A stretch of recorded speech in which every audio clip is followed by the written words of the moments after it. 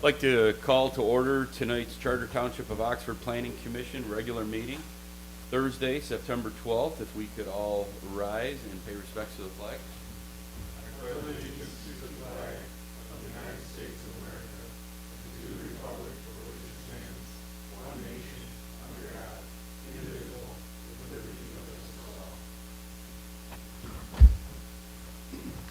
Thank you. If we could note the roll. This is the first time in a while we've had everybody here. That's good. Okay, moving on to number 4, approval of tonight's agenda. Mr. Chair, I'd like to make a motion that we approve tonight's agenda dated September 12th, 2024. I'll second. And I would like to add, everybody talking to their microphone. We have a motion, we have a second. Do we have any discussion? All in favor? Aye. Any opposed? Motion carries. Number 5, any conflicts of interest, ex parte contact? Anybody have anything for tonight? Seeing none, move to number 6, approval of the minutes. Planning Commission regular meeting, 8/22/2024. Mr. Chair, I'd like to make a motion that we approve the Planning Commission regular meeting minutes dated 8/22/2024. I'll second. We have a motion, we have a second. Any discussion? All in favor? Aye. Any opposed? Motion carries. Number 7, public comment on items not scheduled for public hearing or on tonight's agenda. If anybody has anything they would like to discuss that's not on the agenda tonight, please come up to the podium, state your name. Just give a little context. There's 3 minutes. Okay, thanks. My name's Adam Smart. I live on Tanview over here. I appreciate everyone here spending your time to do this. I just had a concern related to the development happening up the road that was talked about at the last meeting. Development's great. I'm all about it. I understand it's going to happen. But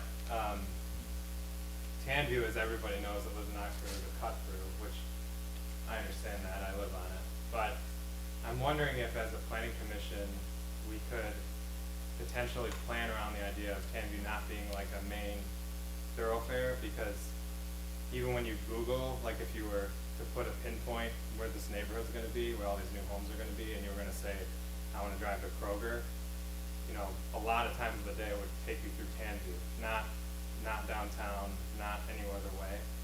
So I'm wondering if we could do something like put up not a through street or some sort of deterrent beyond just like saying, hey, we'll bring the police over there, because it's just not built for that kind of traffic. There's no sidewalks. There's, you know, I mean, I'm sure everyone knows the street, but I'm just sort of asking for that to be considered, especially as more and more homes go in north of here, and people are trying to get south. It's understandable. I'm not trying to say it's like going to be turned off, but if it could just be, if it could be thought about and noticed that it is a direct route, and without other plans to deter traffic, it's going to be pretty bad, without sidewalks and stop signs and all the rest. So, thank you. Thank you.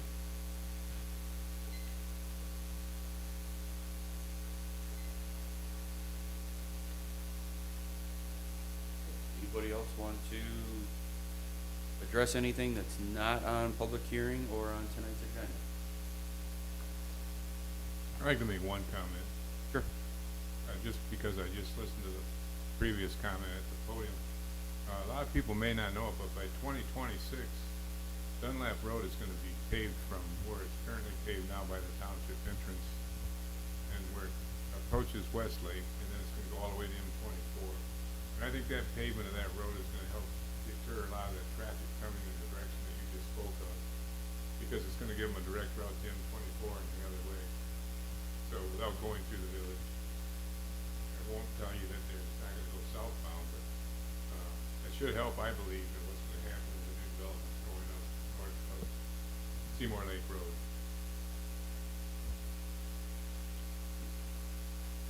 All right, moving on to number 8, commissioners' comments. Anybody have anything they would like to add? All right, seeing none, number 9, public hearing, which we don't have anything on the agenda for tonight. So let's move to number 10, unfinished business, the master plan update. Good evening, Commissioners. Mateo Pasalacqua, Carlisle Wortman Associates. We are the planning consultant for the township. So for tonight, for the master plan work, as we chug along, we've got 2 items on the agenda for this evening. One being a conversation about a property owned by Parks and Rec, and the other being Oxford Hills Golf Course. So with that, we'll kind of get started.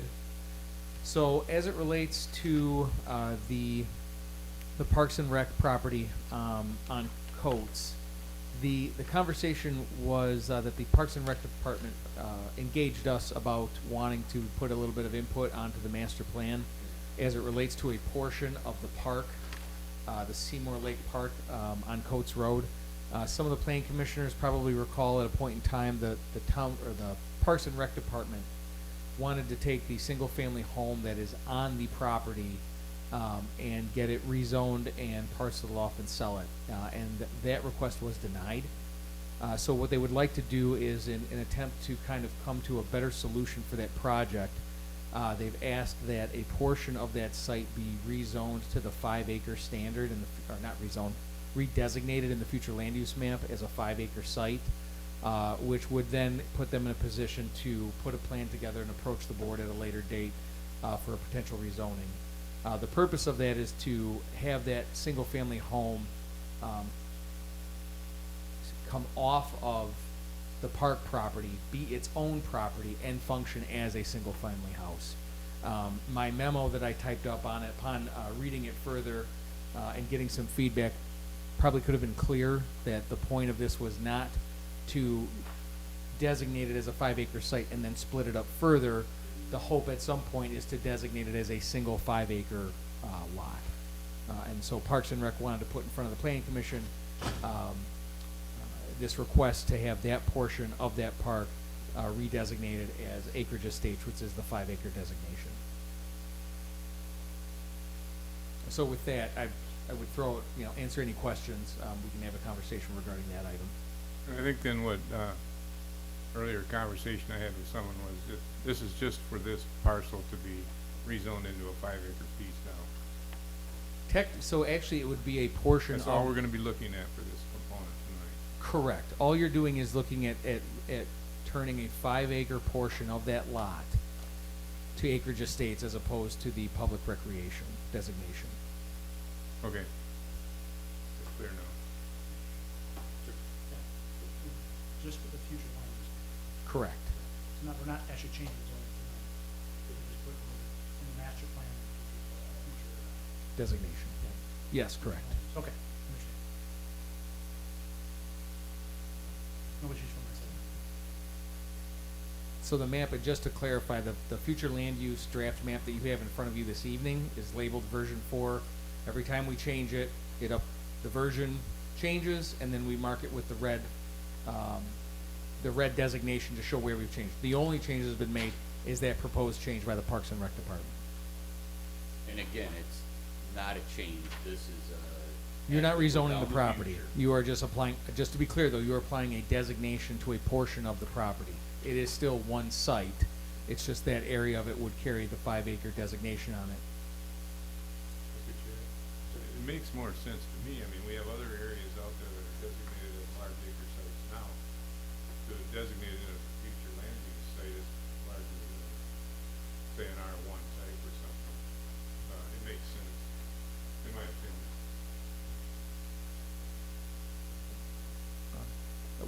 So is I'm assuming that the planning commission is okay with this request to keep this I would change? be okay with it. Mr. Chair, Sure. I got a little bit in depth with this today, and the conclusion I had is it's good for the park to do this for future opportunities to get out of the rental property home ownership. Protocol, we just need to show hands, we want to vote, how do we? I don't need vote, I just need direction saying that it's, you're comfortable with it. Okay. Okay. Let me, my apologies, I should have been scrolling while I was presenting. So then with that, the next portion of tonight's conversation regards the Oxford Hills Golf Course. So as the Planning Commission knows, we've been working on the future land use map for what now seems like forever, but we're getting there. And part of that exercise has been working with some of the larger landowners and or sites that are that could be developed in the near future as opposed to later down the road. And so much like we did with the American Aggregate Levy sites, we met with the owners and the representation of Oxford Hills in August. We took their notes on kind of what their desires are for the site from a future development standpoint. We worked with them to kind of develop the map that was put in the memo that is in front of you this evening, and I will get to it.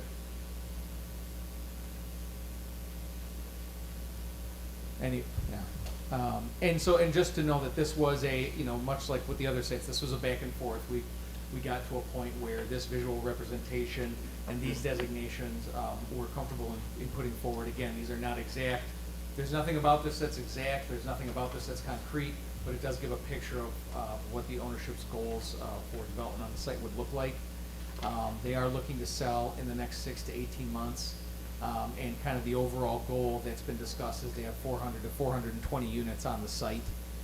The site in your current master plan is zoned private recreation with a 2.5 acre lot alternate. And in the current draft of your future land use map, it is the 2.5 acre lot designation. So again, as we did before, we had Jim Sharp take a look at this, kind of assess it from an infrastructure standpoint. And so that information was also included in the packet tonight as it relates to net acreage, just so that, and again, so the net acreage that was provided is, is development dependent, with the exception of wetlands, which we can figure out. It really depends on what kind of project is coming forward that helps determine net acreage. So that number has a plus or minus to it, but it's not by any great degree, it's just site specific. And I would take the time to publicly thank Jim Sharp for taking the time to put this together, because it is very helpful for us. And so he assessed the net acreage, water supply, and sanitary supply for the site. And so with that, and I can kind of scroll through these things as you need them, but I will leave it on the memo map for now. So with that, we're just kind of looking to gauge the responses of the Planning Commission and kind of understand what the next best step is for this site as it relates to the future land use map and the designations. So with that, I'd be happy to answer questions.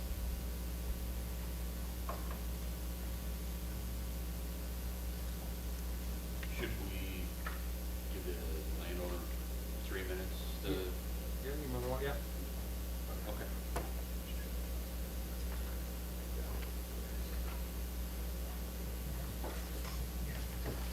Good evening, gentlemen of the commission. Ken Gross, I've been before you before. I represent Oxford Hills. Kathy Hubbard, the primary owner, she's out of town, so she couldn't be here. With me tonight is also a gentleman from Schaefer Development. We're still in the process of negotiating with several different developers, but we've been kind of teaming up with Schaefer for an extended period of time, and they've put, among the various developers we're talking about trying to put together a deal, they've by far and away investigated the property more thoroughly than anyone else, and I think they're probably the most familiar with the issues of infrastructure relative to sanitary, to water, to traffic flow, and they communicated, I believe, with Mr. Sharp today to update on those issues. So with respect to specific questions, I would kind of invite them up and defer to them in response to any questions, but I kind of wanted to share with you one observation, and that is I've attended several meetings over the past 3 months, and I think I have a sense of what some of the community goals are and the commission's goals when it comes to looking at a development and how the reaction is to other projects. And the thing that I'd like to emphasize is that the goal of Ms. Hubbard and the owners of the property that have been with the community for many, many years and have operated the golf course and are inherently part of the community, is that whatever development occurs, the goal is to make it an absolutely beautiful, aesthetically pleasing development so that it's something that the entire community is proud of.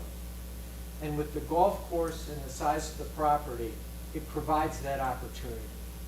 When you drive around through the community, there are other small communities that have been put together in developments, and there's some beautiful housing that's been constructed, and there is the goal where planned communities are trying to be put together. This one is probably the opportunity to make the nicest one, because it's got a big lake in the middle, it's positioned just south of the village, and it really could be something special. To do that, density is important, because density allows the developer to invest the money needed for the amenities that really take the community up from being nice houses to being a nice community with nice roads and with park areas and with signs and with, you know, everything that makes something aesthetically pleasing. So the one thing that I want to say is that it's too early now to know what the final product's going to look like until you're presented with something that says, this is the area of the number of multifamily homes that we want, but here's how the roads are going to lay out within it, and here's where the 9,000 to 12,000 units would be surrounding the lake, and here's the whole picture. And if the whole picture has to satisfy you in order for the PUD to get approved and for the project to go forward. The one thing that I would hope that you don't do or that you resist is if you pigeonhole the property and say, we don't want anything, we want all 25,000 lots. We want all 1 acre lots. If you do that, the ability to present a plan that has the aesthetics is greatly compromised. You can have a bunch of beautiful big homes around that development, but you won't be able to have the amenities and the infrastructure that's put in from a planned development with all that, which is what makes it look special. We all drive around and see, you know, 5 beautiful homes, but when what opens our eyes up and says, wow, this is really nice, is when we're driving through the Metro Detroit area, and every once in a while we find a community that's really put together and really well organized and has all those things in it.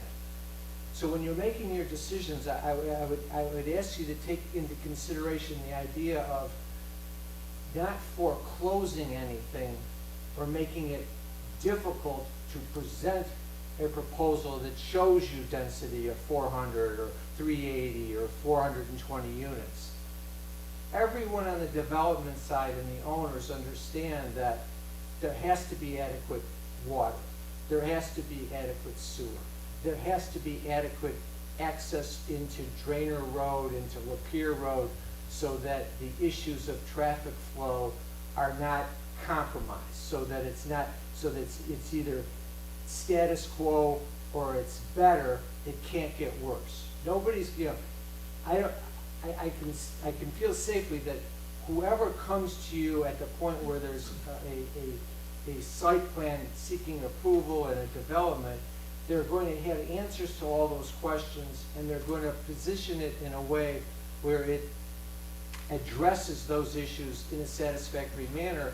Because if it doesn't, A, it wouldn't be the development that Kathy Hubbard wants to see happen, and B, it wouldn't satisfy you. And we understand that, and we think that that's the correct outcome. It has to address those issues. It has to be something that the community is going to endorse and is going to like and is going to appreciate. But the only thing that I worry about, because, you know, I've listened, I'm a pretty good listener, and I see how the reaction is to some of the other plans, and it's like, if you foreclose the opportunity to satisfy you in the future, I think that's what I would hope you would consider not doing. So with respect to anything on sanitary, I'm going to give my colleagues from Schaefer an opportunity. I know I'm way over the 3 minutes, but if you're willing to give him an opportunity to say a few words, I'd appreciate it. Yeah, we can give him 3 minutes. Thanks, appreciate it. Not like my 3 minutes, three rows. Thanks, Ken. Thank you, planning commissioners. My name's Spencer Schaefer, and I'm with Schaefer Development. I think Ken did a fairly eloquent job of explaining, what it is the intention from a development perspective on this property. What we envision here is a premier mixed generational development where you can have a housing development that features homes for an entry-level buyer, that features homes for a family, who just had their first kid, second kid looking for move-up housing, that features homes with ranches and potentially some condos and other attached product that we've heard from prior meetings that Planning Commission likes. It sort of models off of what you see in Greystone and the successes that have been seen in Greystone. So we don't really want to reinvent the wheel. We want to see what works here in Oxford Township and bring it here to this golf course property. It's a unique parcel. It's very large in nature. It's got the amenity there associated with the lake. We've heard there's desires for walking trails, for other amenities. We feel like there's a premier opportunity to locate an amenity center, a clubhouse situated on the lake. But as Ken mentioned, we can only do these amenities when we have critical mass, when we have that density, when we have those rooftops, because those amenities aren't going to be successful without the foot traffic there. So, a lot of these details I don't want to get into now because those are going to be associated with a future plan submittal. But what I do want to talk about is what we have next door a little bit. To the north, I don't know how far it is. I read about it in Mr. Sharp's review letter, but there is a next phase of Tullamore. It's the villages in the peninsula of Tullamore, I believe it's called. That property right now is zoned R1A, which by right permits 6,000 square foot lots. It's master plan village residential, which is 9 to 12,000 square foot lots, but it's zoned 6,000 square foot lots.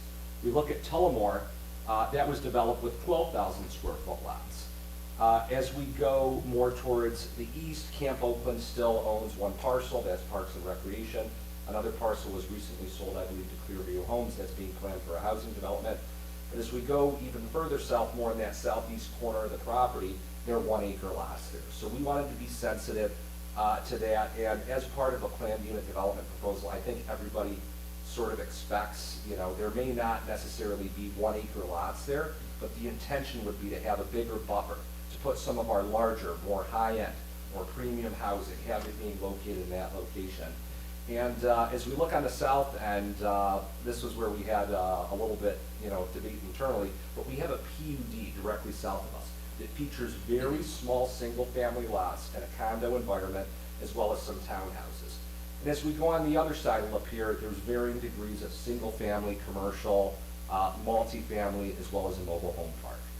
So we understand, what surrounds us, and we were trying to come up with something that we felt would get the Hubbards the density, that they required for us to be able to justify a deal, but also propose a product that the community needs. A lot of communities that we operate in, predominantly West Bloomfield, Farmington Hills, Commerce, a lot of these original communities that developed after, we saw the migration out of Detroit proper, only developed large single-family lots. And they're having a problem nowadays, having housing that's affordable for young people, having old people who are staying in their homes, they're not moving out. The school systems, are having issues because they don't have enough school-age children.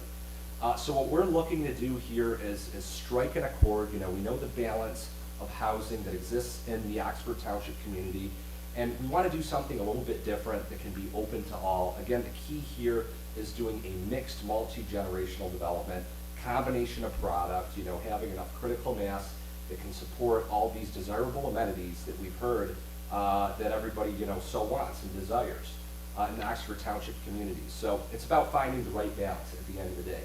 And with the future site plan submittal, that's where, we'll address those items and discuss those items and debate those items. But as Ken stated, this is about establishing a vision now for the future, giving us an option that allows us to do the type of development that we're seeking, and for it to be amenity rich. So with that, I want to thank you for your time. I do appreciate it.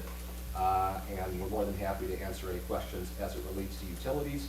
But we're going to do our due diligence, and we know what has to be done, and You know, we've had some conversations with Mr. Sharp. I'm sure he's gonna go into some of those elements a little bit as it relates to the sewer and the water, but we do believe there is a pathway forward. Thank you. Thank you. Floor is all yours again.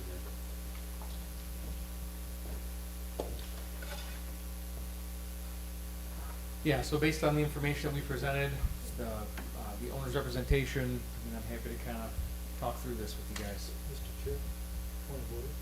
Can we have Mr. Sharp come up and give an analysis of this research for us in 3 minutes? Did you, the question yours? You can do that. Okay. You wanna make questions? Okay. I couldn't even read it in 3 minutes. Thank you, Mr. Sharp. 3 minutes? 3 minutes? They both took 5, we'll give you 3.5. I didn't read it in 3 minutes, so I think you need a little longer. Yeah, so as, you know, obviously with the larger developments, and Mateo's kind of gotten us involved with the master planning of it, just to kind of look at what the infrastructure is going to be able to support. So, pretty straightforward. I don't know if you read it or not, but obviously it's in your packet there. We broke it down into 3 areas. We got the land area, we've got the sanitary sewer, and we have the water systems that are in there. In terms of land area, I just thought it was important, you know, again, no formal plans or anything have been brought forward. This is all just, you know, kind of you guys looking at it, but based on what Mateo had said, the 400 to 420 units in there, you can see that overall the parcel is about 200 acres, we'll just say, and when you take out the lakes, you take out some wetlands, you take out some right-of-ways and things. In our approximation, they're gonna end up with probably like around 100 acres or so to actually develop, you know, somewhere in that ballpark. So just to give you a feel for, you know, what some densities or something may be looking at there.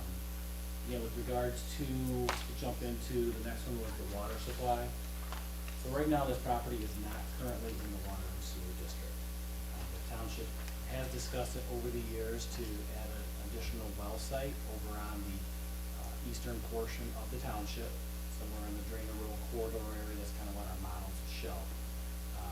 Right now, the water system is fine to support the people that are in the existing water district. However, to add, you know, significant amount, I don't believe that we have the water capacity to do that, based on the models that we've run. So, again, the township has been investigating this, over on the Camp Oakland / Crossroads site. We ran into an issue. We were going to start doing some drill testing over there to see what kind of an aquifer, how much water we could draw out. And it was discovered, that there was an underground storage tank on the Crossroads property. They are working through that process. Again, I can't remember if it's Crossroads or Camp Oakland, so forgive me. It's the same piece of property, in my mind. But they have been working with Eagle on that for a couple of years to get that site cleaned up. A report was recently submitted to Eagle back in August. They have up to 6 months, Eagle does, to review the report, do an audit, do all those types of things.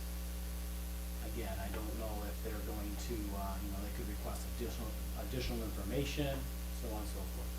So until that gets cleaned up, we have not been proceeding with any additional work on a well site in that, on that property there. So, just to give you the background on all that water. So right now, this property is not in the water district, nor could we provide water to it should it come to the Water and Sewer Committee to ask to be placed in the water district. We would not have ample water supply to do 400 homes. If the one home was going in, we could say, okay, we could do one home, but they're not coming in for one home, so that's kind of where it's at. Does that kind of, everybody understand what's going on with the water? Mr. Knoll as the chairman? Not to guide your discussion, could you mention something about the sewer as well? Yeah, so that was the water, and does everybody kind of, I got a question. any more questions on the water? I guess my question would be if there was a way to put in a well to provide additional water, would it have to be on their own property still? That could be an option if if they wanted to move more, you know, quicker than what Eagle is doing with Crossroads. We have to be within 2,000 feet of this underground storage tank. So because we're doing a type 1 public well. That's quite a distance. But if the landowner you know, or a developer of that property, if they said, hey, we got 5 acres over here, it's gonna be something very similar to what What is we have behind us south of here this at the water building, treatment right. plant. We're gonna need a few acres to drill wells, put up a facility and something like that. That could be an option as well. So there's an option. There is, yeah. We're not stuck to that particular location. We could go through all this and then drill test wells on that, at that, our desired location. And the aquifer might say, no, you can only get 200 gallons of water out of here a minute. And we're gonna be, oh, rats, you know. I don't know if you know the history, just a brief history. This building was supposed to be on that site where the water treatment plant is. They were supposed to be flip-flopped, but apparently, this is before my tenure, they drilled some wells here and they couldn't get the capacity that they were looking for, so they went closer to the lake and they got it. So what I'm trying to say is just because we want to put a well site on a particular location, doesn't mean we're necessarily going to get it. Okay, I think you answered my question, thank you. So, Oh, and that was kind of my question was, what if Eagle comes back with a bad report? Mhm. You've been working on this 2 years, you know, hypothetically, they come back and say, no, you can't put a site here, what is plan B? plan B is look for another location. Yeah. It's basically plan B. Any other questions? Then go I mean, ahead. we have authorization from, you know, we've been working with Crossroads, they've given us approval to go on the site and so forth, so that's kind of why we've been targeting that property. Mr. Chair, if I could, Sir. is there a number in your calculations that could satisfy number of lots? You said 400 couldn't support that. Is there a number of dwellings that you think, based on your calculations, could be supported if it were to be entered into the water district? I'm saying that. As is right now, or you mean, are you looking for As like it is right a now. capacity No of water additional, that with we're no looking- additional wells. No additional wells? Is this system have any capacity to take on anything additional? We haven't run that number, but it would be pretty low. It would be pretty low. We're not upwards of, you know, 100, 200 homes. I mean, the other properties that are developing around it are in the water district. And so we have to make sure that we keep that capacity set aside so that if they do want to develop those properties, as we were talking about the Tullamore North property, you know, that may not happen next year, it might be 2 years, but we still have to reserve that capacity for them. So it would be a very low number. Okay, thank you. Water, good? We're good? Okay. Sanitary sewer, a little bit different. There is a sanitary sewer force main that is on Drainer Road. Unfortunately, this property does not have access to that. I guess I should start by saying this property, again, is not in the sewer district at this time. Okay. There is a 6-inch force main. It is a pumped main that comes from the Camp Oakland site. So it's 6 inches in diameter. We are currently upgrading the Camp Oakland pump station to accept more sewage from properties to the north. That's the reason for that improvement. So this particular property will not have access to that sanitary force main. However, there is a existing sanitary sewer line on the west side of M24 that all of our sewage dumps into. There's a 27-inch line that's over there. It's actually, I think the line is right about at their southerly property line, kind of where it abuts the Hills of Oxford development, right across the street from there. So likely this property is going to need some sort of a pump station anyway. It sits well below everything else. So I believe that it's going to be the pump station. Similar, you know, we have lots of them in Waterstone and so forth. And it would be collected into a pump station and it could likely be pumped across the street, you know, underneath M24, you know, permits and all that kind of fun stuff going on. But that would likely, that would be an acceptable solution, I believe. So, yeah, we haven't seen any development plans, so we can't give you the specifics of it, but there is sewer capacity available in the township and across the street where you have a 27-inch line, that would be the most likely location of going there. So, the rest of it's kind of just laid out in there. I think hopefully I just reiterated what's in the memo there. Are there any questions on the sanitary sewer? I just have one quick one. We're talking about the sanitary sewer line that runs right in front of Grace Center. There, right? Keeps going southbound towards Orion. It actually Yeah. comes, I've seen it. I've seen it actually flow. the 27-inch line, it Yeah. comes down Drainer Road, it goes through the Red Barn subdivision, it comes out through the mobile home park, Right. and then it hits M24 and goes due south, and it connects into the Orion system, that's where. Right by that Grace Living That's right. Center. Correct. Yeah, and there's capacity within that line right now to take on as many residences, maybe Yes, 300 to 400 more?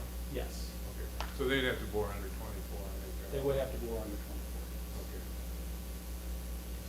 but that is possible, obviously. I'm just asking the question. Yep.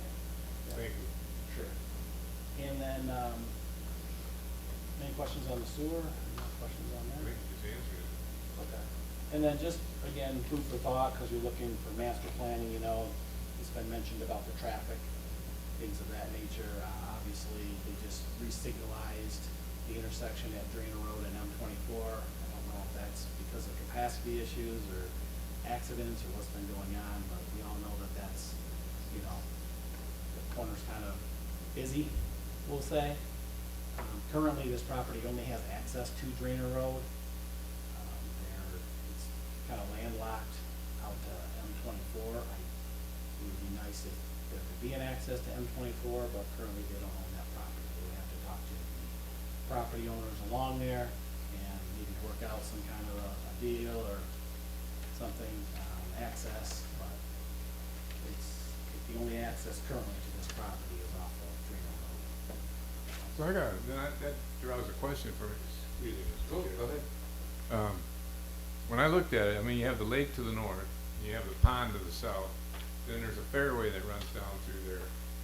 That's kind of running east and west. And when I looked at where that fairway lines up with 24, if you were to take it vertically west, I guess, it would seem to me there could be another ingress and egress component on 24.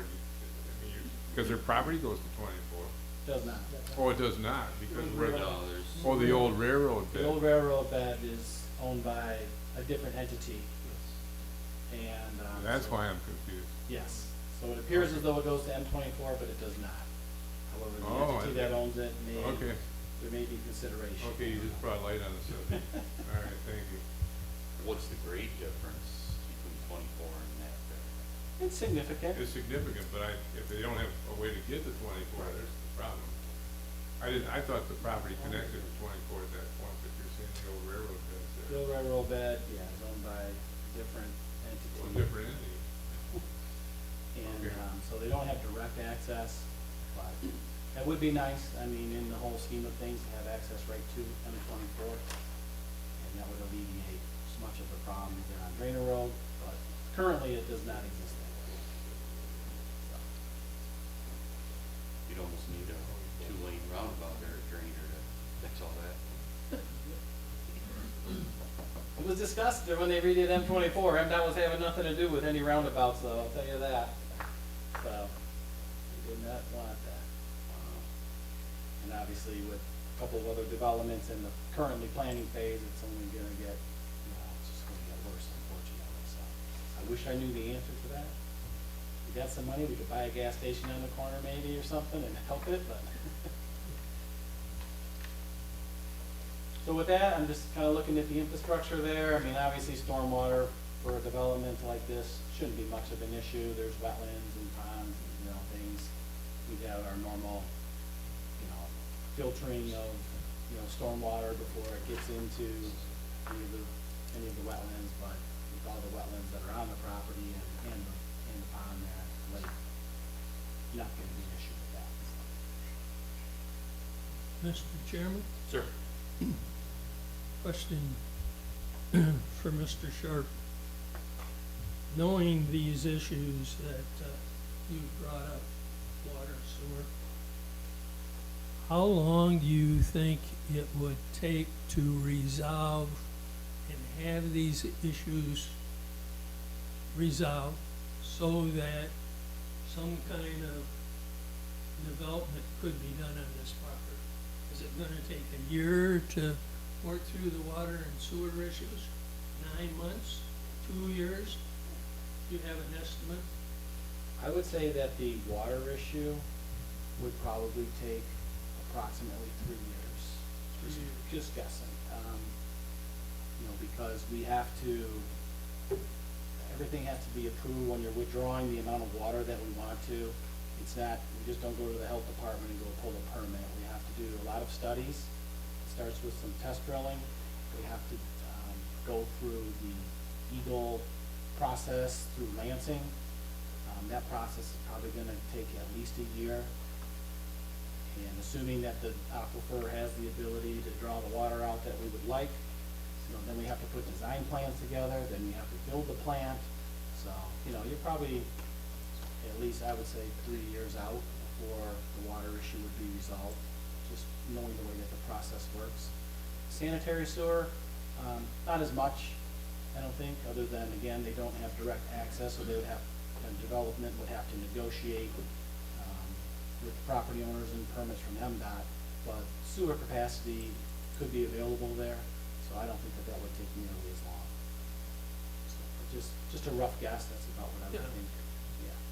But it's not something that's Yeah. gonna be done in the next 6 months. No, definitely not, and obviously this is all predicated, you know, on the township's, you know, desire to move forward. Right. You know, with such a, you know, they may say, you know, we're estimating that it's gonna be, several $1 million, probably $4 million to build something. Could be higher than that, depending on pricing at the time, so depending on what the water fund has in its coffers at the time, you know, the Water and Sewer Committee will look at it first and make recommendations to the township board at that point, whether they want to continue, or whether they just wanna leave it as is, and at that point, you know, the system couldn't expand at all. Still a lot of it can be. Jim, has the township currently, or in the past, because I'm not knowledgeable, done any experimental areas in the township where we might be able to pull water from in other areas? No, we have not. So right now, we don't have any other current areas that we even know what aquifers are throughout the No. township. We're just talking specifically right now for this parcel. We're just looking In at. the area of this parcel for the water Correct. district. Okay. Correct. Because they're not part of the water district. They're not part of the sewer district. But no, we have not. They never intended to be because they were recreational property. Correct. That's how I look at it. Correct. Okay. We have not looked at other areas of the township, done any drilling. The only thing that we've looked at are some well logs to maybe see how deep, Oh, for product. you know, but you can go on the Eagle website and you can kind of see how deep the aquifer is, All right. that type of thing. But, you know, we really haven't investigated or done any test drilling at other locations at this Okay, time. thank you. Questions? I think that was 3 minutes. 3.5. Sorry. That's okay. You did a good job, thank you. I'll be over Thank here if you, you need sir. me more. Thanks. Okay. Okay. Is that for me? This is for you. Okay. We go back up to the map. Yeah, sure. The one that was part of the memo, Yep. this yep. guy? So my first question is, what is the ask for today? So, and I was about to clarify before you caught me with the question. So, tonight, you've got a lot of information in front of you, and the question is, you know, currently in the future land use draft map for your 2024 plan, this is designated as a 2.5 acre, designation. Which, And that's what I thought. So are you asking to put that map in the future land use map? no. What I'm asking is, should the future land use designation for the site change? If I could continue. If we're gonna, because I know based on some of the previous conversations, some comments made, that there have been discussions about having, I'll call it, not the right term, but mixed use, and multiple different zoning on that site itself. And I don't necessarily agree with this map, right, but I understand there's gonna be differences on it, so we're gonna have a little bit of everything. My question is, from a future land use standpoint, how can you depict that without doing something like this? Because this is gonna take a lot more conversation, a lot more discussions, because from my opinion, right, this is probably one of the most important developments we'll ever talk about as this planning commission. Because if you come up north on 24 and look to the right, that's the first damn thing you see, right? Like right now you see a beautiful golf course. So how is that going to look when you develop it? That's gonna be important. And we all need to keep that in mind versus just throwing a bunch of things on a map here saying, yeah, we're gonna put this house here, this house here, this there. There's gonna be a lot more detail. So I don't necessarily wanna get that detail in future land use map. Correct. Because there's a lot more discussion to have. I wanna be as vague as possible, but allow the flexibility within that site that needs to be without putting the township in jeopardy. Yeah. So the answer to that question is that the site would be designated as a sub-area plan. And at that point, there would be a conversation about, okay, we are open to a development picture on this site, but here are the things that, as the township, we want out of this development, right? We want roads, we want some sort of, reasonable traffic management system. We want, infrastructure has to be improved, kind of open-ended on who pays for that. We want open space, we want this amenity, we want that amenity. It's similar to where the conversation went, at the levy sites for exactly that purpose of, you can't do this to a future land use map, but you can apply, if you look at, the version 4 future land use map that was Yep. included, because I believe you were absent for that meeting, this hatching Yeah. is a sub-area designation. Okay. And so then within We could that, do the same thing. you get a little bit more of a better picture of what goes there, but it's still not concrete, it's still not, lines drawn and saying there's a this here, that there. So that would be, to answer your question, how do we do that? We That's do it through a sub-area plan. Okay, thank you. And from my personal perspective, I'd be open to that.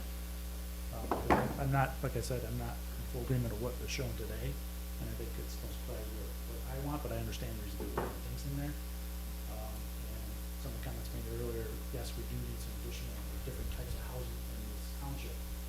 Because everybody remembers the average housing rate in this township right now is about $450,000, right? It doesn't allow for new families and things to move in. And it's not just an Oxford issue, it's actually a Ellicott County issue, Southeast Michigan issue. A lot more discussion needs to happen on how to resolve that problem. And then we did make some comments about multifamily being in that area similar to what we have in Waterstone right now with the condos, et cetera, because they go for sale, as I said before. You don't buy it the first day, you're missing out. Stuff like that. So we need more of those, mostly for our aging population, but something that would help with this development. But I don't want to lock us in one area. Me around the lake, many other things could happen. But and so that's why I'm open for what you should do. Yeah, that's the answer to your question. Mr. Chairman? The coming new master plan that we are working on,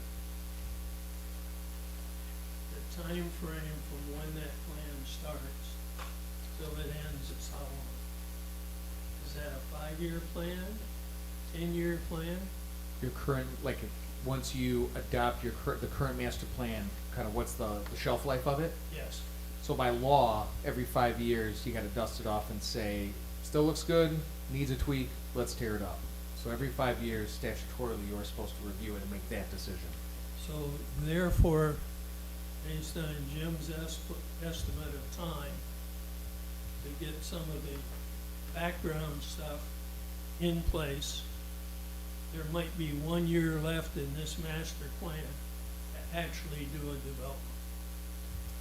I mean, yes and no, but if I understand to some extent what you're trying to gauge, if an application, you know what I mean, if it's to the point where you are starting to look at actual development plans for the site, the current future land use map is the one that's gonna be kind of referenced throughout that process. I'm wondering if there's any reason to change the zoning of that property from what it is today in the master plan, because nothing can be done to develop it in the life of this master plan. Well, it can be developed, it's just not it's just how it's developed is it's kind of a moving target. I understand what you're asking. I just don't wanna say that making this decision in 5 years is feasible given kind of the way things are moving in the township. If you have a question for him, I mean, Well, he's talking 3, maybe 4 years to get the underground things in place, and that this plan is only good for 5 years, you've got a year or less to really develop it. So I'm wondering why we need to do anything with it in the master plan. Sure. So maybe I can help answer this. We're only looking at the future land use map, right? The current zoning of that site is not changing. It's Correct. not part of the master plan. So we could put really anything in the future land use plan we want to, and just reevaluate it in 5 years. Yes. We could do what we talked about, and then 3 years from now, it could really change. Because, you know, time or developers want to go a completely different direction. But this allows, in my opinion, a developer or anybody looking at that property to consider something different. It's more of allow them to do the planning. If you wait for 3 to 5 years to do it because the township can't get water there, the developer's not gonna wait that long to put a plan together. And they're gonna have to do engineering work, all this other work, et cetera, which is gonna probably take them a year plus to get there. Mm-hmm. So you need to back it up from there. So to me, the issues that the township has, is, I could call it pretty relevant, but it's relevant to a point, but from a developer's perspective, they're gonna have to take into account whatever they're developing anyway. Right? And if they can't get the water there in 3 years, that may change their entire plan. Or they go to wells. Right, so, but to Yeah. me, it's relevant, but it's not truly relevant to what we put on this map, in my opinion. Sure. Just bear with me, planning commission. I'm not speaking in reaction to the plans that have been presented to do with the property. I'm reacting to the change from recreation / 2.5 acres to a more critical mass / more density. Now, the township is working on their master plan. The township has had open houses, March 10th, 2024. From the open house, station number 1 that was up at the open house, responses were limit development, low density. Enforce larger lots to keep density lower to avoid cluster development. Stricter preservation of nature. Recreation community centers, sports fields, pickleball domes, more parks, playgrounds, and bike accessories. Those are some of the highlights from the open house. Then we were fortunate enough to put out a master plan survey on March 4th, 2024. They had some questions in there, in questions 2 and 3. The respondents were asked what they most liked about Oxford. The top 3 were lakes, rivers, natural areas, families or friends, parks and recreation. It goes further to talk about top items selected to be changed by all participants, more recreation opportunities, more shopping, increased pedestrian safety. They also talked about improved road infrastructure, classified truck routes, more natural landscaping, preservation, hospital, bike paths. Then this week, in our Oxford Leader, was a full article about our survey with a recap that talked about the very same things, but they used some statistics in regards to how many people answered it, how many people, of the survey respondents who identified as Oxford Township residents, 22% had lived in the township for more than 25 years. And those are the folks that were answering these questions.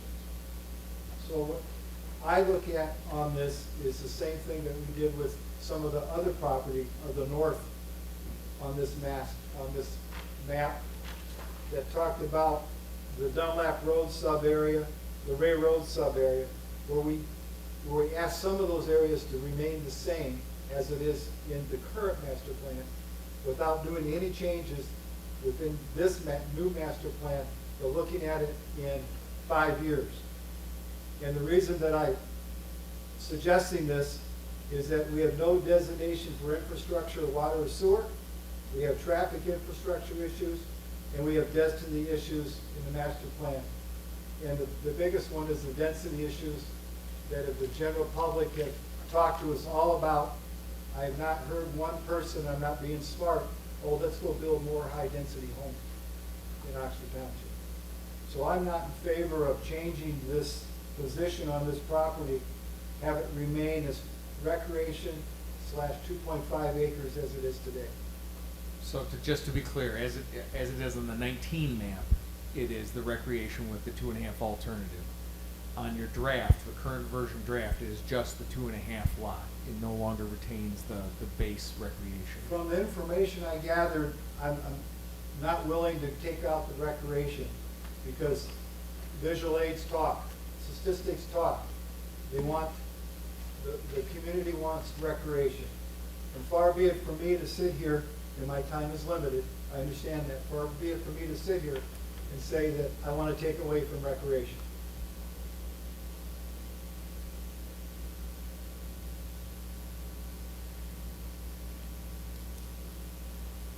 I would entertain the sentiments of the other commissioners, because after, like I said, this process is coming to a close as it relates to the map, and we are putting the final touches on the master plan draft itself to put in front of the commission. Mr. Chair, do you want to go first? No, go ahead, I'll I guess follow. I have a question. It's more for the planning commission members in a sense. You know, John spoke well in what he presented with the information that he had in front of him, and he's done his homework.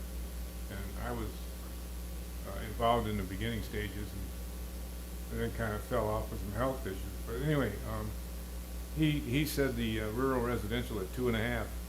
I've never been one to say that I wouldn't go down to 1 acre parcels, which would be sub-rural residential, with 206 approximate acres on the property and about 103 approximate acres, just say 50%, probably developable land by the time you put in roads and networking and all the stuff it takes to develop properties. You have a lakefront property there. I could go between 1 acre and 2.5 acres for a future land use map, but I wouldn't go with more density than that, in my own opinion, anyway. So, just to let the other planning commission members where I stand.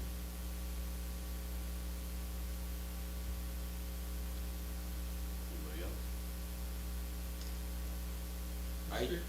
I kind of agree, and one of the points that was brought up with the developers is communities like this that have been built and successful in, southeast Detroit area, and in some of those areas they work, but this isn't southeast Detroit area. This isn't that area. Like Mr. Spiz says, this is the first thing people are going to see when they pull into Oxford. So do you want to see a bunch of multifamily? Do you want to see, I'd rather see it stay recreational. I would be okay with the 2.5, maybe even 1 acre like Mr. Berger said. I don't know that I would be in favor of going any lower than that.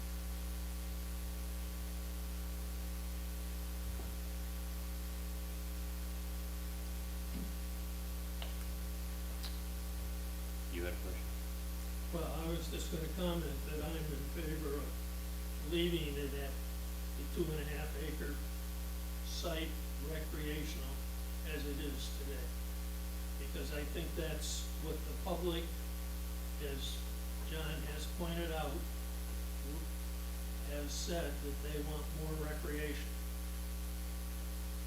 So that's an interesting part of the conversation is the recreation designation, and the only reason I put it in front of you is because there are conversations about the feasibility and the operations of golf courses, of which I'm not going to go into because I don't run one. But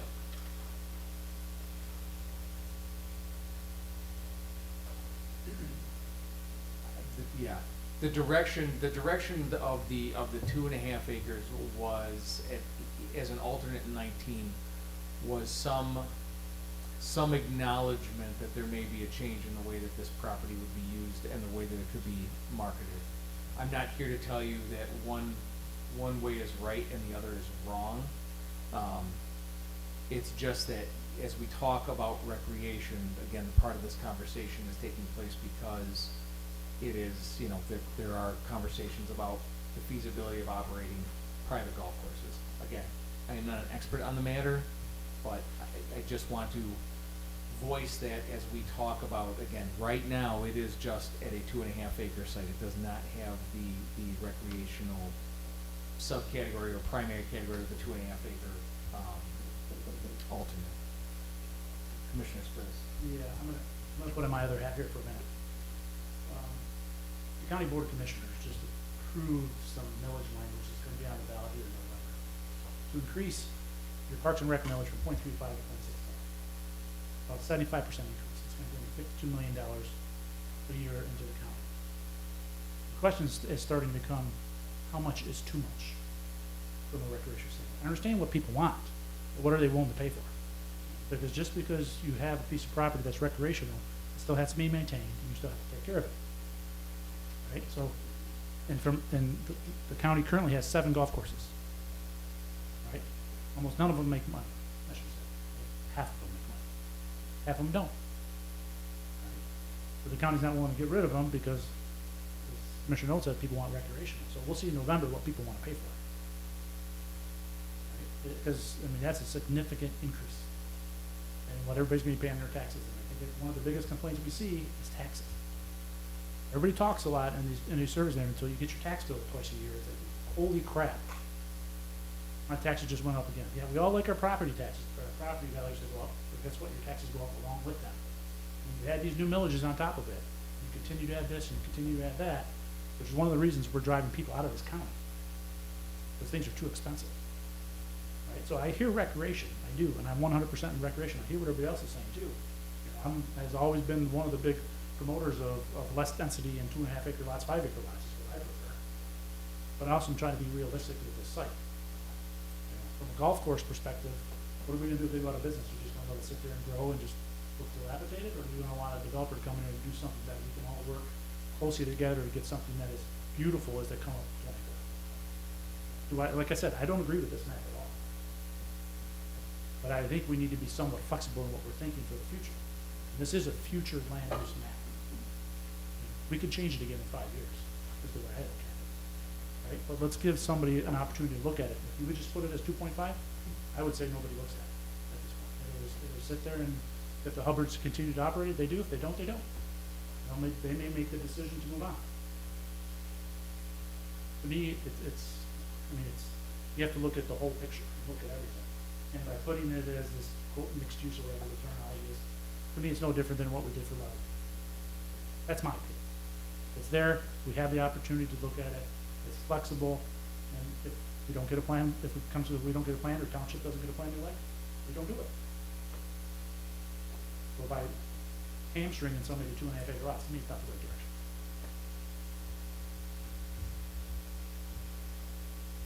So do we look to hash it out like we did with the levy and say,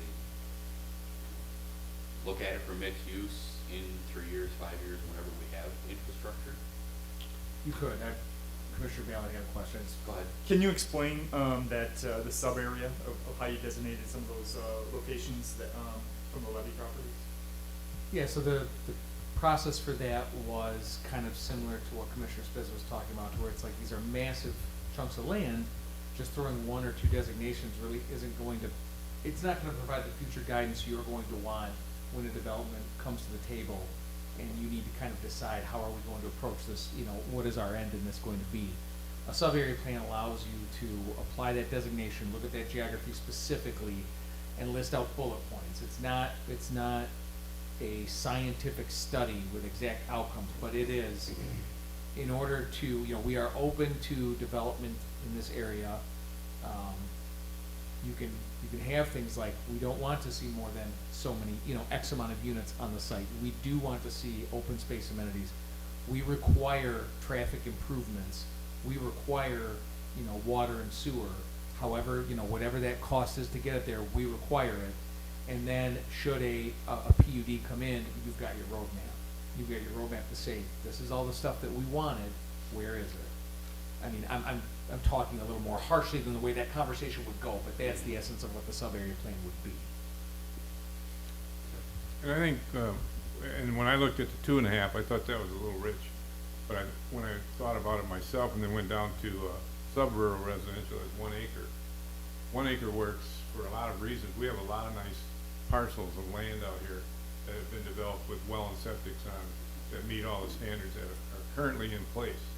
So currently in place means if we went to 1 acre parcel down density, then we have an opportunity with a PUD in the future again, like you said, for a future use map. But with what I'm looking at, from the 2.5 going down to 1 gives us a little more opportunity to look at it from a development point of view as it currently sits, or what it could do in the future as water and sewer may become available in the district.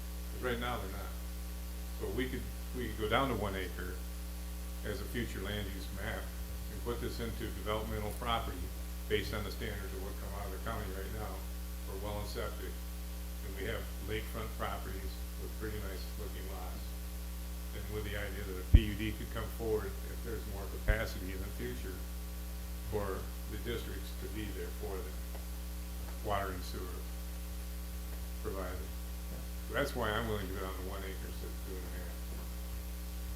That was just my opinion, though. It's not the whole consensus of the PC. But I am for recreational property, because I live right next door to it.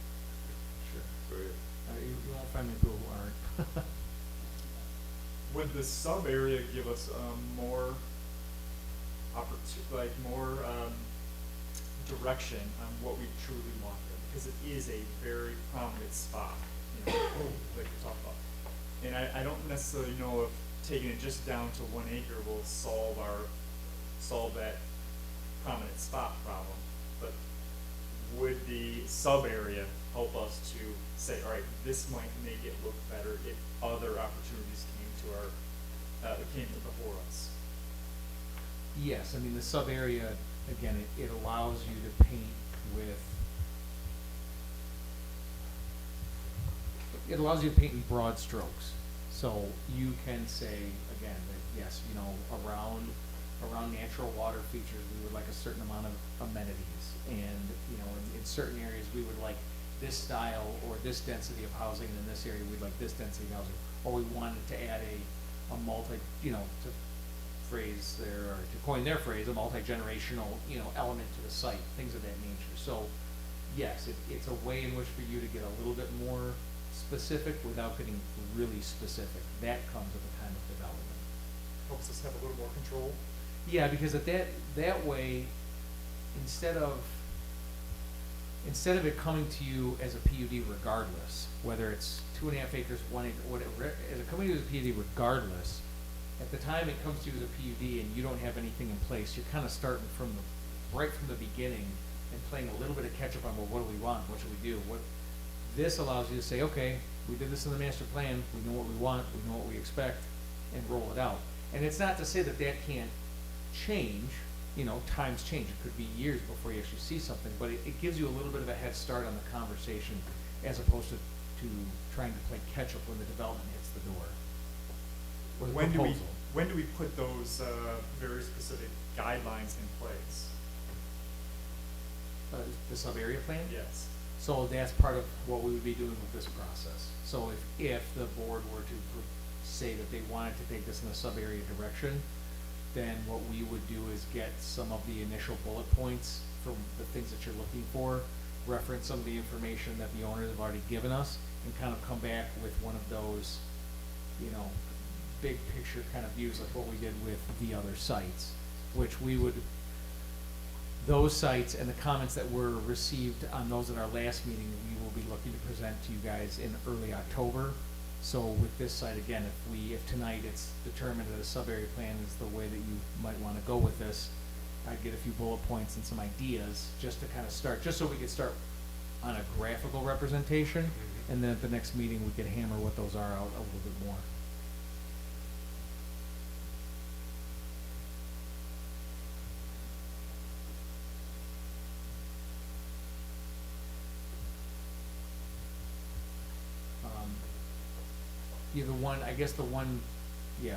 It's, when it comes to, I guess something to consider when you're talking about designations and we're talking about densities is that just because something is 2.5 acres or 1 acre or 25K lots or so on and so forth, it's not to say that every square inch of that development under that designation doesn't have items like open space or recreational space. It doesn't stop the developer from offering those amenities regardless. And there are certain requirements in the zoning ordinance that do slate for things of that nature. And again, this is future land use, it's not zoning. So conversations about permitted by right don't apply here. But just because you see all orange doesn't mean there can't be some green in it too, if you decide to kind of pursue a single designation for now.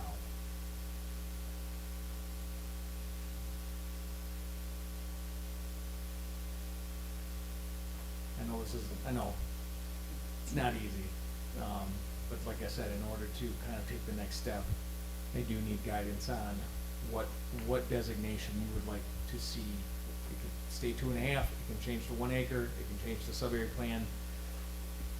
Just don't make one up on me tonight. That's the only thing it cannot be. Yeah,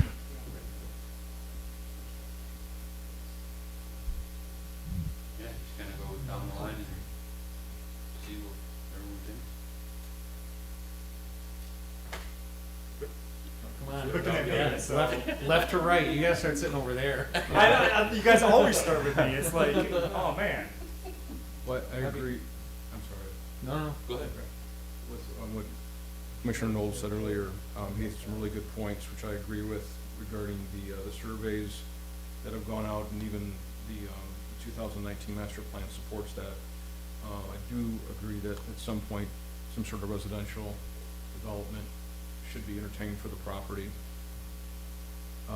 As Mr. Spiz says, we really need to leave that, I think, open, and I don't want to put words in your mouth, I'm catching this properly with the size, density, et cetera. What we see in this map right here, I just don't see how that works anytime soon with the water challenges. We really haven't even talked about the traffic that this would add to the area, you know, north-south roads, east-west. Tremendous amount of traffic, and it's not even connected to 24 currently, right? And there's no, it's what was just said earlier, there's no property ownership connecting to 24. There's no path right now for that connection to be made, so that would take more time. And of course, the water challenge we talked about. So that summarizes my thoughts. Thank you.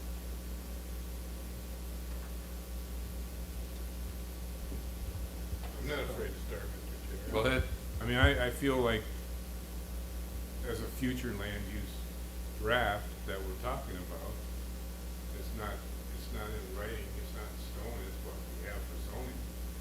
But a sub-rural residential area size of 1 acre is a good starting point, I think, for the future. I mean, we have enough property there to work with on property that would be of that size, and if they came in with a PUD, created density within the property of something of nature near there, then we created a nice draft for the future for what we want. Right now, without the water and sewer district availability, that was well known way before now, from what I understand, what I heard, and then I didn't know there wasn't room to put something into M24 for ingress and egress until I just found out this evening. So I could go down to a sub-rural residential in my mind. If the rest of the planning commission members want to stay higher, or stay strictly residential, or excuse me, recreational, then we need to get a poll and see what's in. So Mr. Mateo, excuse me, Gasalopoulos could go with that from us. Mr. Chair? We do have that poll. We have canvassed through surveys, through open houses, through the work with the steering committee in regards to the master plan. And the residents have spoken. The residents made it very clear. I'm not reacting to the plans that the builder has to put there. I'm reacting to the changes from recreation / 2.5 acres to more critical mass, in the developer's own words, more critical mass and more density. And I don't feel that that corner of our township needs to be any more congested than what it is today until other things change within the township, such as our infrastructure for water and sewer, such as our traffic infrastructure, and I've already talked about the density from response from the community. Mr. Chair, I do want to be fair. Sure. I believe, Ken, you had asked, I mean, it's up to you guys as well, Grant, but I didn't want to, he did ask if he could make another comment. Yeah. I promise to be very brief. I just want to reiterate that when Levy made his presentation, I think a month ago, I was at the meeting, and the question came up, he was talking about a piece of property, I think that was 10, 15 years ahead. And the panel, the commissioner said, well, why do we have to deal with that now? And what his response was because we need to make plans and invest time and money and effort in order to create plans and developments that would work. Well, there's a parallel here. We recognize that the water has to be addressed, and that it's going to be a step process with Eagle, with the current, if the current location is no good, then the possibility of creating a well and pump on the golf course property would then be presented, and the developer would be part of that process, and we'd look at trying to accomplish that. Sanitary doesn't seem to be a problem. The traffic issue with regard to access to 24, we believe that that may be an easement or a piece of property that's owned by the township, but yeah, we need to try and work to get an easement to cover the access. But the one point that I want to make is, if you go with the sub-area plan, you create the opportunity on the development side for the developer to invest the time and the money to try and make those things get accomplished with the water, with the sanitary, with the access to the road, so they can then come before you and make a plan and a presentation that says, this is something that we'd like you to approve and that you would like. If you foreclose it, if we're back to 1 acre lots, the value of the property from the development standpoint is going to be such that they're not going to want to spend the money to investigate, and they're not going to have the development dollars to put into the infrastructure. I'm not suggesting that, and I recognize there's no need or reason for the commission to bind themselves to a course that they don't want. I'm not even suggesting that. I'm just back to Commissioner Speetz's point, is if you do the sub-area, if you do it as a sub-area plan, you're leaving all the options open. The onus is still going to be on the owner or the developer to accomplish and resolve all those issues to your satisfaction, and present a development that when people drive up and they first see it, that it's appealing and it has all the things that you want to see.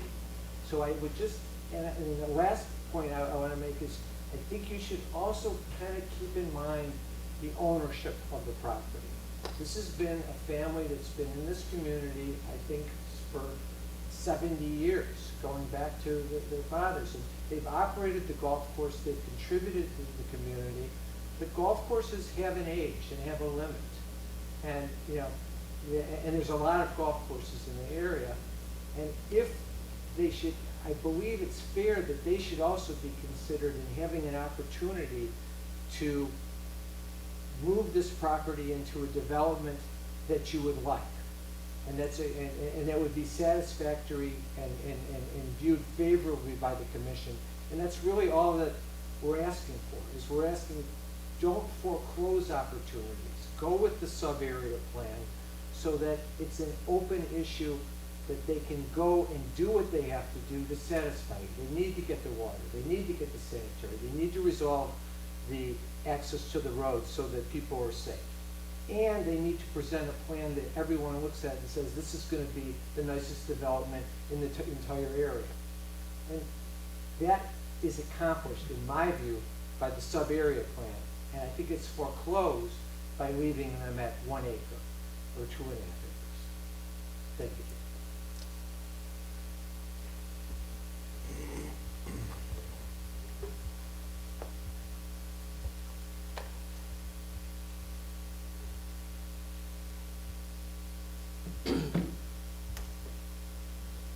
Mr. Chairman, I have a question for Jim Sharp.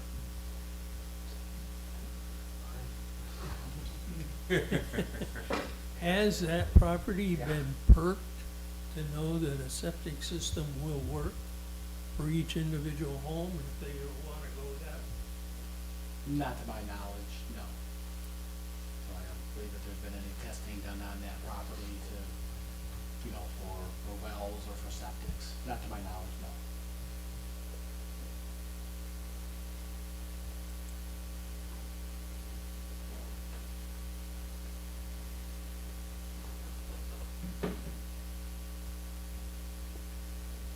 So I can't put words in commissioners' mouths. I don't know that I walk away from this feeling like there's a consensus about which way the site should go. Majority rules, Huh? majority rules.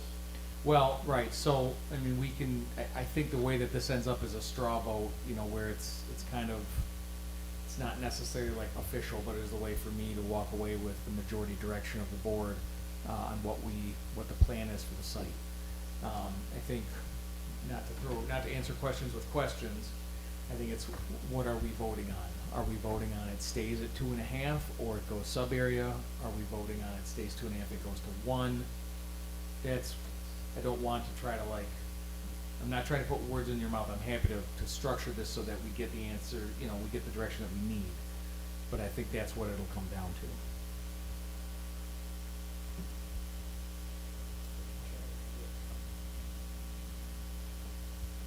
We can go right to left, I guess, and just do a tally.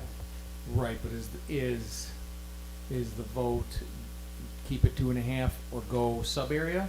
Is that what we're asking commissioners to vote on? Because what I've heard is, keep it, I've heard go to 1, I've heard go sub-area. But I can't, but if I got 2 votes for sub-area and I got 3 votes for 1 and I got You 2. can't use 3, you're gonna have Yeah. to come to 2, and somebody's gonna have to say yea or nay. Right, that's where we're That's going. what the So it's direction either you- keep it or go sub-area. I think that's,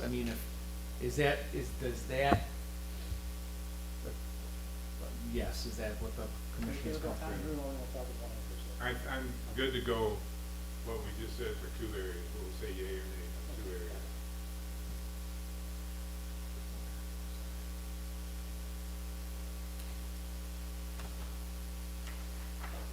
Alright, so, with that, yeah, I guess I'll throw What are you. the two options, please? The option is to keep it at the 2.5 rural residential designation. This is only a draft future land use map. Correct.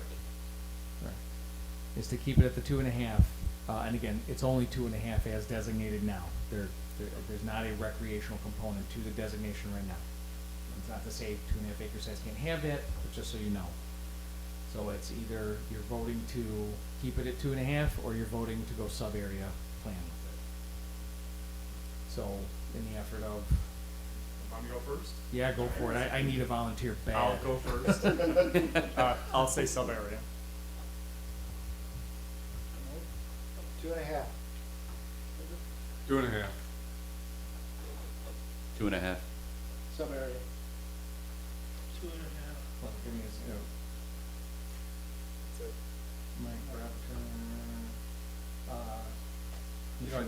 I just wanted to make a note. This feels like a vote, like this is something that should be on the agenda and itemized and detailed out so we have more time to prepare for it. A very specific item. And I know this is just, not just, but this is a future land use that can be changed, right? correct. It just doesn't feel that way.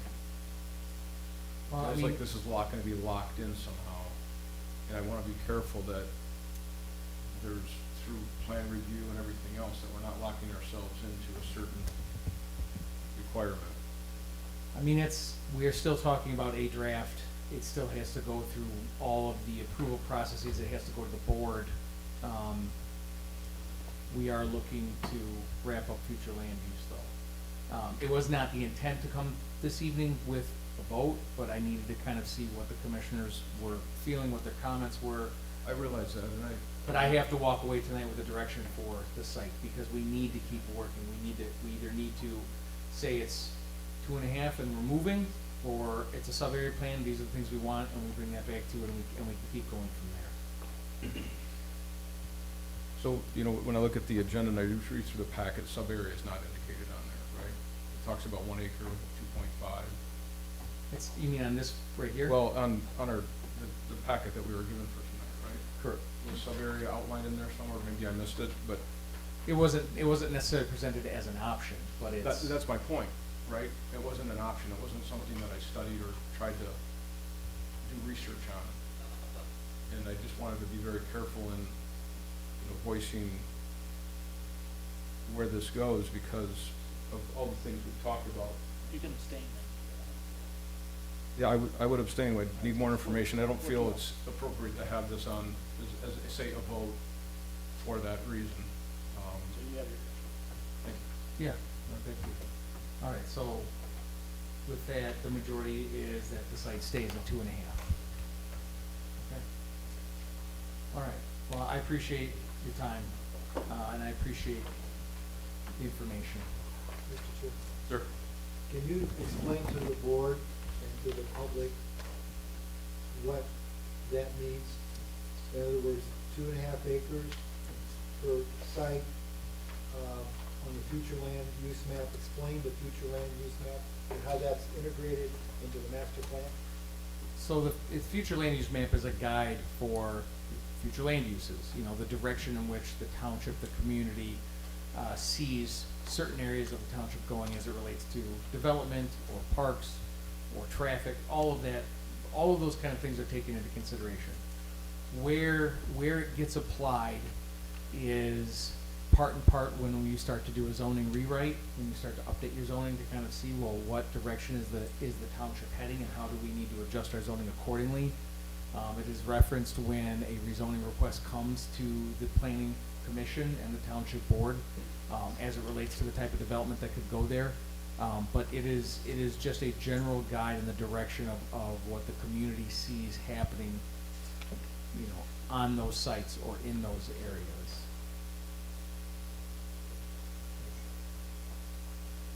So with that, if there's no other questions or comments, I believe agenda-wise that covers us.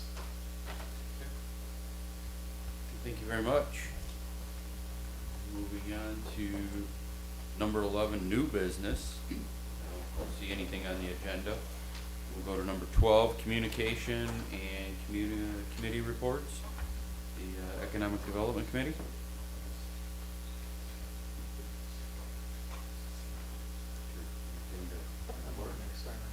What?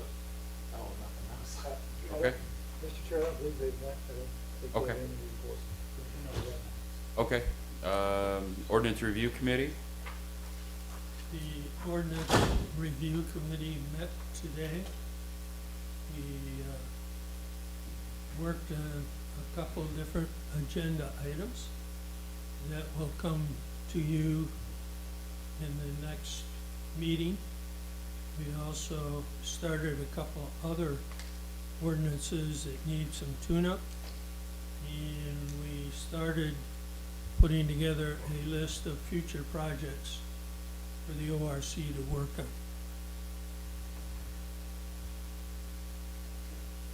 Thank you very much. All right. Planner and engineer reports. So I'll get my steps back and forth. Planning wise, next in 2 weeks, we will likely have a site plan for your review, an industrial site plan. They had a few items that needed to be kind of further fleshed out, so they quick turned around and gave us a revised review, so we were working on that. And at that meeting as well, I believe, the ORC will have some language in front of you guys to consider recommendation of the township board. Other than that, business as usual to all. Thank you. In your packet, you should have update on both private development projects that are ongoing in the community and municipal projects that are ongoing. So if there's any questions, I would be happy to answer those. It was an interesting read, thank you. Sure was. So what? Oh, that was sarcasm? And then, item number 2, I think the gentleman had left, he was talking about, traffic going through Canview. Just so that you're aware, the township has been, told by the road commission that Sanders Road between Seymour Lake and Drina Road will be paved in 2024, or 2029, 2029.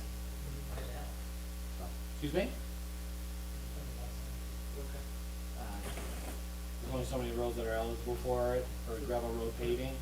That was done, so, again, not perfect, you know, I mean, it doesn't help the TAM view because people would have to jog, but it is, scheduled right now for 2029 dates.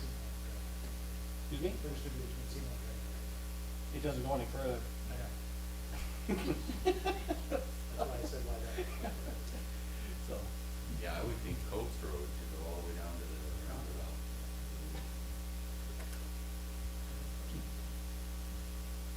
Okay. With nothing else, I'll take a motion for adjournment. So moved.